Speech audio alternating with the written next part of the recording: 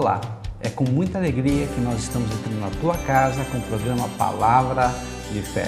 E hoje nós vamos fazer uma reflexão da Palavra de Deus que está no Evangelho de Lucas, capítulo 7, versículo 11 ao 17.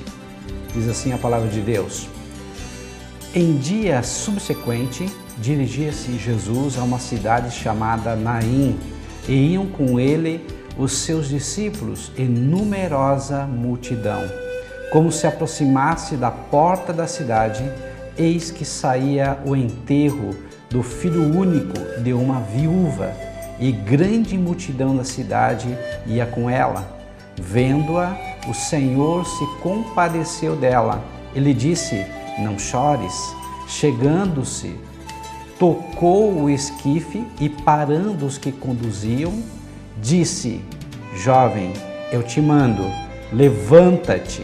Sentou-se o que estivera morto e passou a falar, e Jesus o restituiu à sua mãe. Todos ficaram possuídos de temor e glorificavam a Deus, dizendo: Grande profeta se levantou entre nós, e Deus visitou o seu povo. Esta notícia a respeito dele divulgou-se por toda a Judéia e por toda a circunvizinhança. Como diz um ditado popular, nada melhor que um dia após o outro. O que nós podemos entender desse texto? Muitas vezes nós enfrentamos muitas dificuldades, lutas, perdas, dores.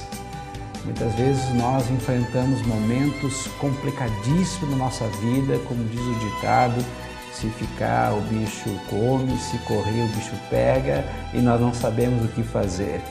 Nós estamos entre a cruz e o punhal. E essa situação agora dessa mulher, ela já era viúva, ou seja, já tinha perdido seu marido. Perder o marido naquela época, ou seja, ser uma mulher sozinha, viúva, já era considerada uma mulher discriminada por natureza. Agora o seu filho, o jovem, que de repente poderia ser e dar o sustento para sua casa, também morre. Então imagina a dor, imagina a perda, imagina o sofrimento dessa mulher. Nós sabemos que perder alguma coisa na nossa vida sempre traz dor. Perder o dinheiro, tu se sente triste, tu perder um emprego é algo muito grave, perder a família então é algo tremendo, mas perder a fé e a esperança talvez seja uma das piores coisas que o ser humano possa perder. Essa mulher perdeu o filho, a dor da perda de um filho para um pai ou para uma mãe é uma das piores dores que existe, talvez seja até a pior dor que exista. Ou seja, tu vê aquela criança ela sendo gerada no ventre da sua mãe, depois essa criança ela sendo amamentada, criada, protegida, suprida de todas as suas necessidades. E daqui um pouco, passa-se o tempo, essa criança morre, ou depois de jovem, o adolescente morre. É uma tristeza que não tem fim, uma tristeza que muitas vezes um psicólogo pode ajudar, um psiquiatra também, mas nós acreditamos que muitas vezes somente Deus, uma intervenção divina é que pode realmente suprir essa lacuna, esse buraco que fica no ser humano, a perda de um filho.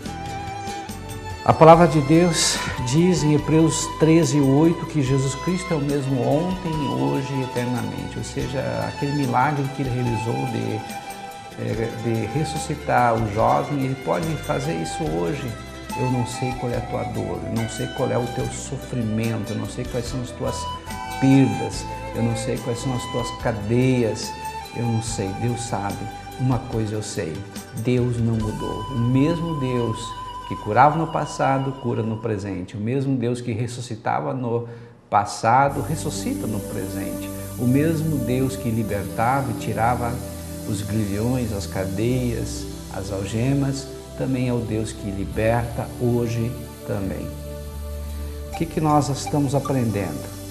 Que nada é melhor que um dia após o outro. Para nós entendermos então o dia que nós falamos aqui agora, dessa situação, desse encontro dessa mulher com Jesus, vamos entender também um pouco do dia anterior. No dia anterior, Jesus estava na sua cidade de Nazaré, cidade onde foi criado. E lá ele estava na sinagoga, e lá em Lucas capítulo 4, versículo 16 a 21, nos conta um pouquinho sobre essa situação. Diz assim: indo para Nazaré, onde fora criado, entrou num sábado na sinagoga, segundo o seu costume, e levantou-se para ler. Então lhe deram o livro do profeta Isaías, e abrindo o livro, achou o lugar onde estava escrito: o Espírito do Senhor está sobre mim, pelo que me ungiu para evangelizar os pobres, enviou-me para proclamar libertação aos cativos e restauração das vistas aos cegos, para pôr em liberdade os oprimidos e apregoar o ano aceitável do Senhor. Tendo fechado o livro, devolveu-o ao assistente e sentou-se. E todos na sinagoga tinham os olhos fitos nele. Então passou Jesus a dizer-lhes: hoje se cumpriu a escritura que acabais de ouvir.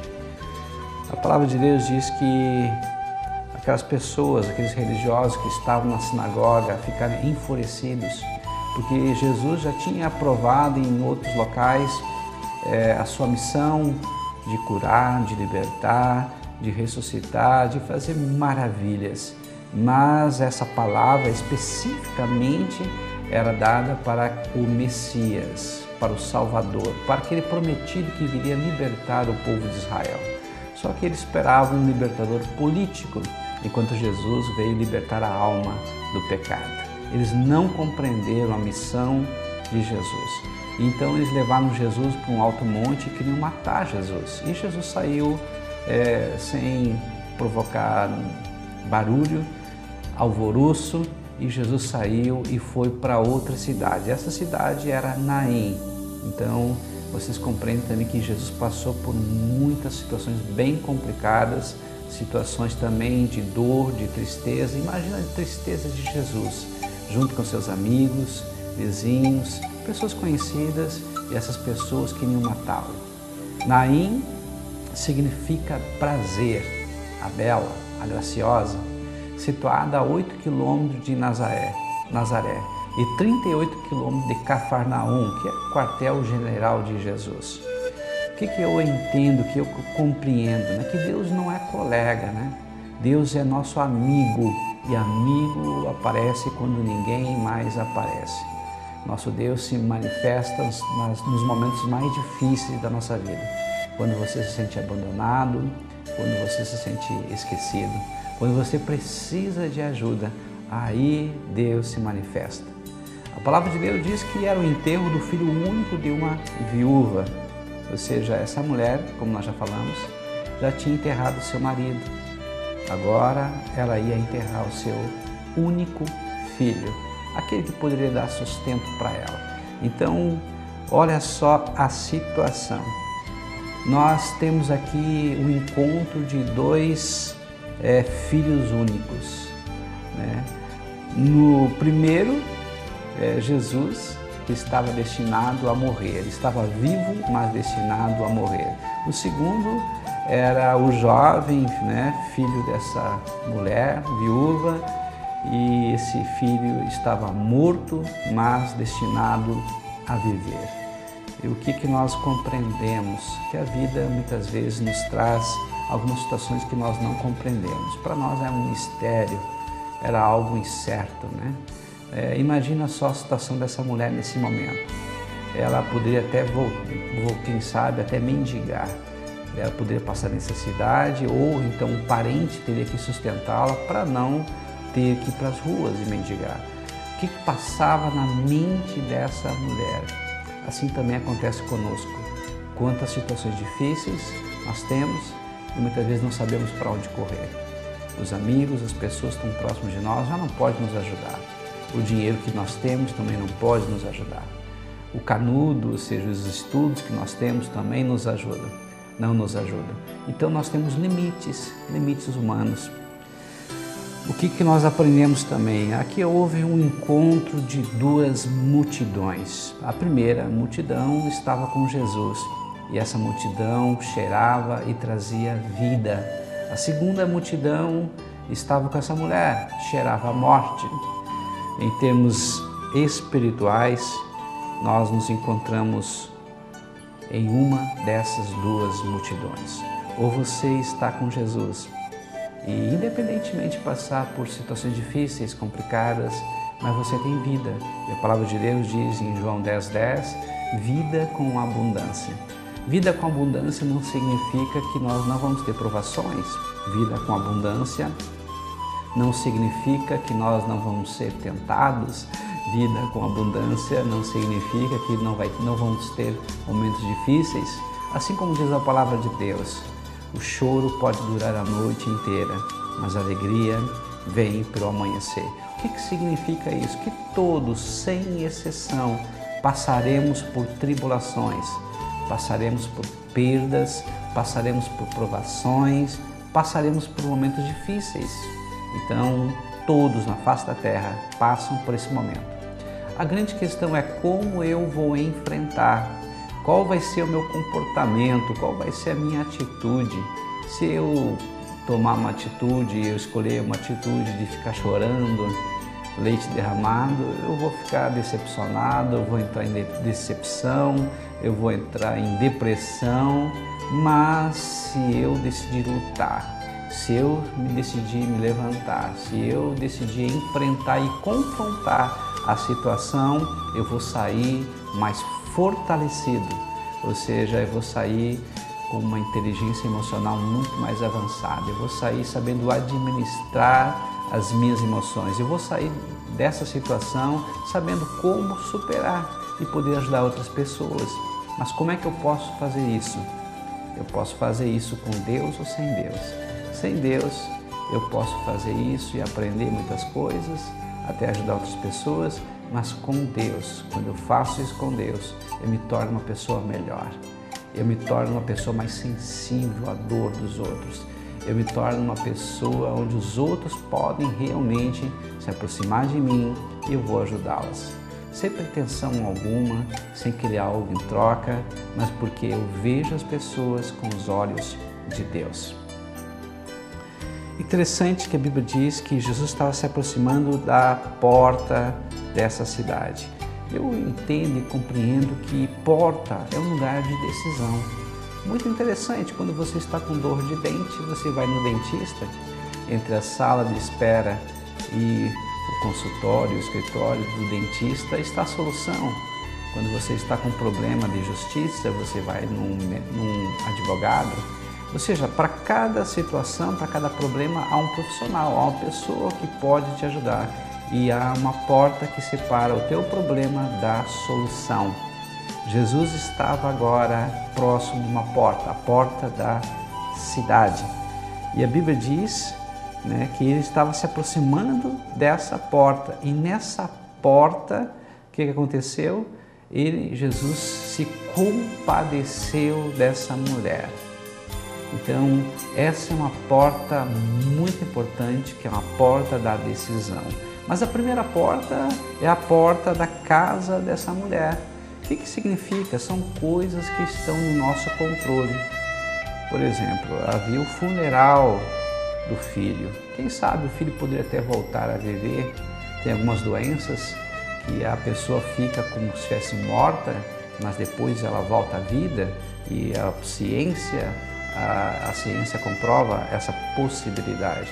Então, existem coisas que ainda estão no nosso controle, mas às vezes essas coisas saem do nosso controle, mas não do controle de Deus. Essa mulher então tinha saído da primeira porta, a porta da sua casa, estava indo agora para a porta do cemitério, que é a porta, na verdade, da definição, onde tudo acaba, onde a esperança termina.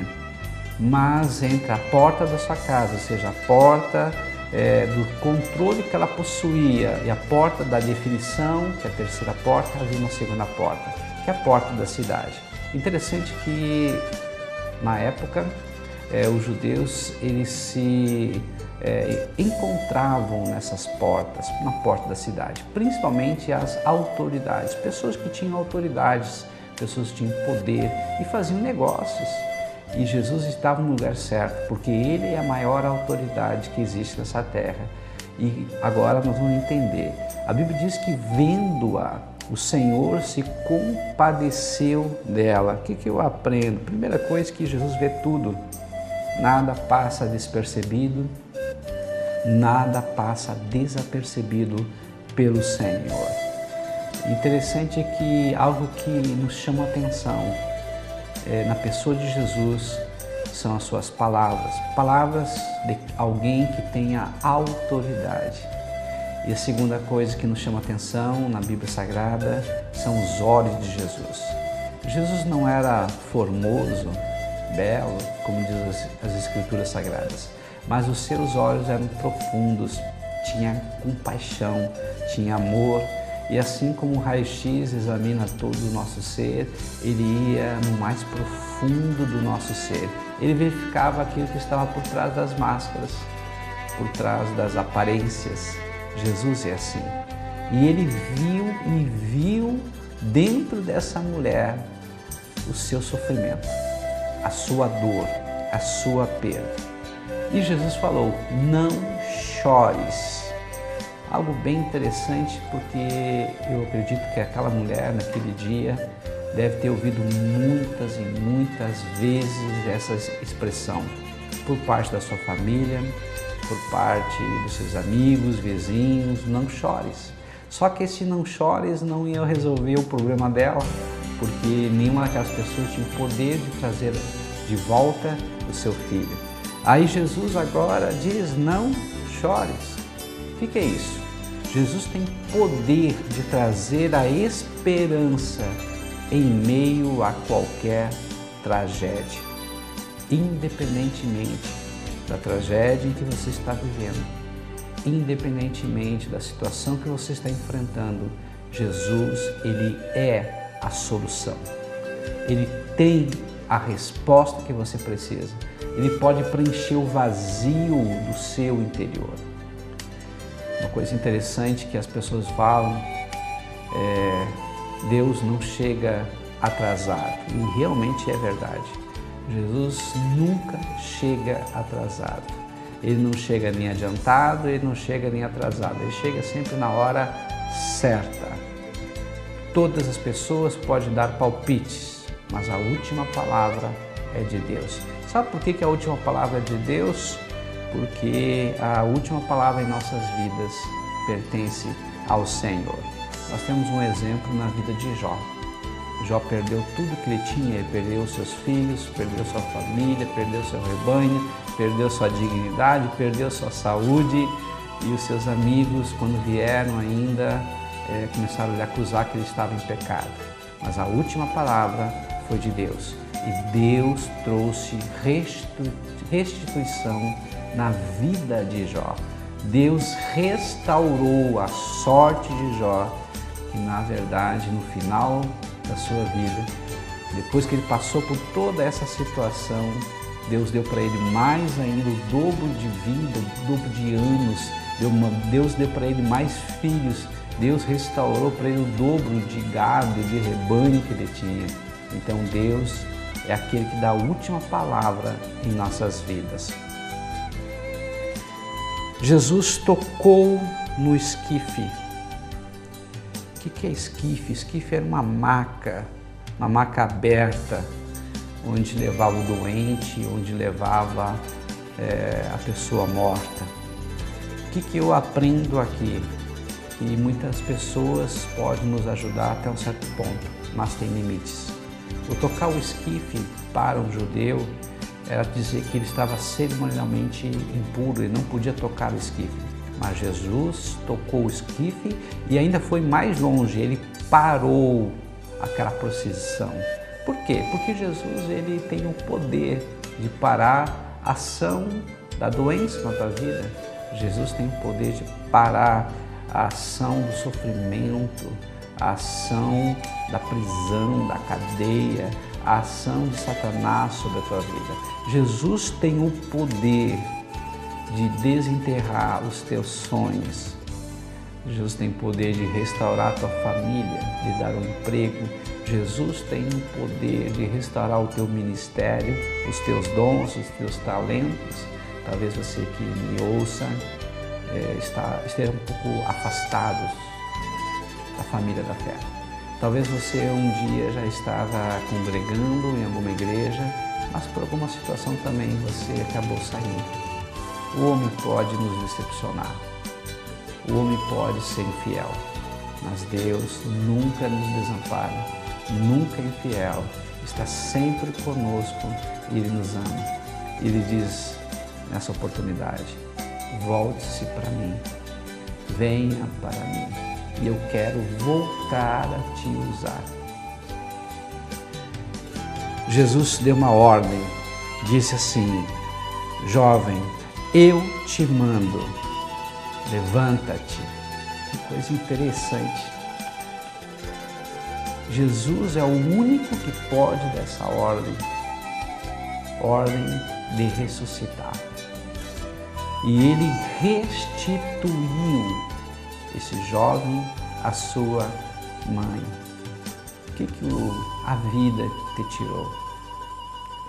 O que o diabo te roubou? A palavra de Deus diz em João 10:10 que o ladrão, ou seja, o diabo, veio para matar, roubar e destruir, mas eu, Jesus, vim para trazer vida e vida com abundância. Deus quer restituir a nossa felicidade. Deus quer restituir a nossa alegria. Deus quer trazer de volta a vida, mas não uma vida qualquer, uma vida completa, uma vida plena, uma vida de paz, uma vida de alegria, uma vida de bênção, uma vida de conquista. Esse é o nosso Deus. Talvez você ainda não conhece Ele, mas Ele te chama e Ele diz: eis que estou à tua porta, a porta do teu coração. Se tu abrir, porque a maçaneta dessa porta só tem por dentro, eu vou entrar, eu vou estar contigo, eu vou fazer uma aliança contigo, tu nunca mais vai sair da minha presença. Esse é o convite que o Senhor faz hoje para mim e para você. É o convite de restituição, de restauração de aliança. Se você tiver ouvidos, como diz a palavra de Deus, quem tem ouvidos, ouça o que o Espírito diz à igreja. Aquele que tem ouvido, ou seja, esteja sensível à voz do Senhor e atenda ao seu doce, mas poderoso chamado de dizer: vem, vem, vem. As pessoas estão vendo agora o grande milagre, falaram: grande profeta está entre nós. Muito interessante, porque até então Jesus estava em Nazaré no dia anterior, ele anda só 8 quilômetros, agora ele está em Naim. O que significa isso? Jesus está mais perto do que você pensa, Ele está próximo de você, Ele está com suas mãos estendidas para te ajudar, Ele está com seus ouvidos atentos à sua oração, à sua dor. Talvez o inimigo esteja te pressionando, você se sinta cada vez mais aumentando a pressão. Sabe por quê? Porque lhe falta pouco, porque está perto a sua vitória. O seu adversário quer ver você desesperado, quer ver você desanimado, quer que você entregue os pontos para você não prosseguir. Mas você está chegando agora em Naim e a vitória está perto. Jesus então agora foi anunciado como um grande profeta, alguém semelhante a Moisés. O Messias em Nazaré não foi reconhecido, mas em Naim foi reconhecido como um grande profeta, alguém que viria, alguém que solucionaria os problemas da humanidade.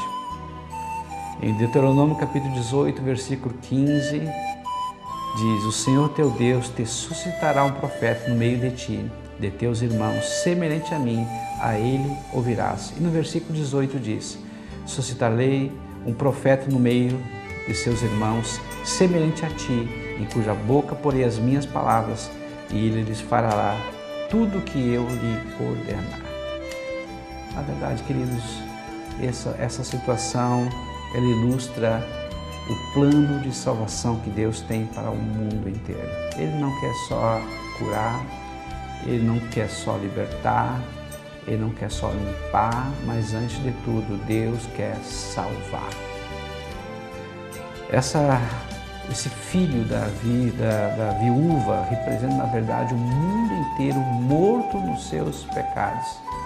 E a Bíblia diz em Romanos 6:23 que o mundo está afastado de Deus. Mas Deus tem compaixão de nós e enviou Jesus para nos vivificar e ressuscitar com Ele. Então, na verdade, o que Deus quer é trazer o homem perdido para mais próximo dEle. Nós podemos compreender, e é muito simples.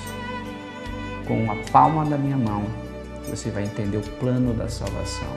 Primeiro, Deus me ama e eu não posso esquecer do amor que Ele tem por mim. Mas eu sou pecador. Eu quebro a aliança com Deus. Eu falho na hora de obedecer. Eu me distancio dele. Por isso que Deus enviou Jesus Cristo para me salvar. Aí eu aceito a salvação e aí eu sou salvo. Deus me ama, eu sou pecador, Cristo veio para me salvar, eu aceito a salvação, eu sou salvo. Com a palma da mão, compreendemos o plano da salvação. Quero orar por você nesse momento e te abençoar. Querido Deus e amado Pai, eu coloco, Pai amado, essa pessoa que tem ouvido sem essa palavra, que o Senhor possa verdadeiramente trazer esperança, que o Senhor possa trazer respostas, que o Senhor possa trazer principalmente salvação para essa pessoa. Que ela venha ter o seu nome escrito no livro da vida e que o Senhor possa chamá-la de filho, de filha, amado, amada, para todo sempre, em nome de Jesus. Amém e amém.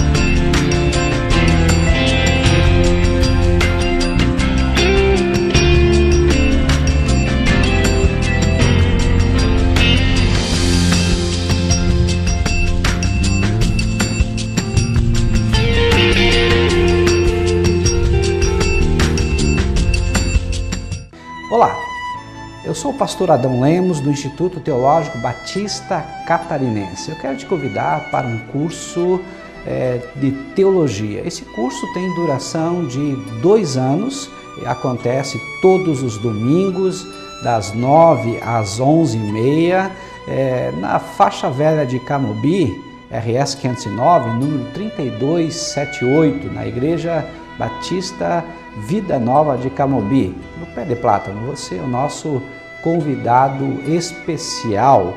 Participe!